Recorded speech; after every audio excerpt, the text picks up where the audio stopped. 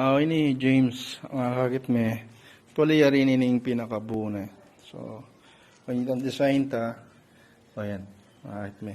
So, bilugan din siguro kita, numburi may pabilog. Pagyan tayo tangkay, which is okay. Kakit me, ayan yung design ta mo.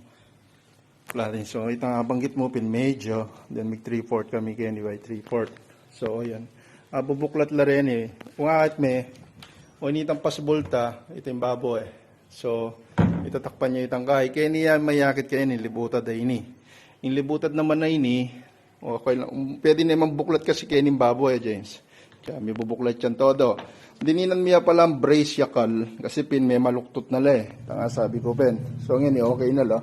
Butang kahay, ini naman nabuklat mong buo. Ito yung amal mong mechanism. Kaya ka. Alright. So, bubuklat mong buo yan. Diba? So, ito shelves na kanyan.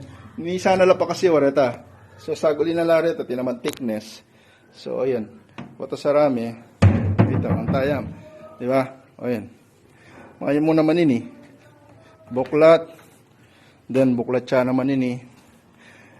Yung kaya mo kayo, mula sa beren. May itong nga dapat may bubuklat kasi pin.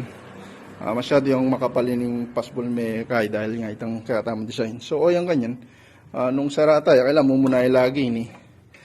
Banta, ini naman tutumbok ya ka rin. So, closer naman din yung kahit tama, just. So, ayan, yun rin eh. Tang lalam to. May ngabit kami rin brace ka rin, mga kahit may matali, magbaba, mamaluktot. So, kaya na yan, masanting na yung pangadali. Hindi na kaya nung pabilog may, bilugan may, ang popay talalam. So, ayan. Yan yan, pati gulot. So, kahit may kanyan, ala kaming ginamit na sun-dry. Kin-dry lang, even ining back panel tamo. Dahil salamat. Okay, bye.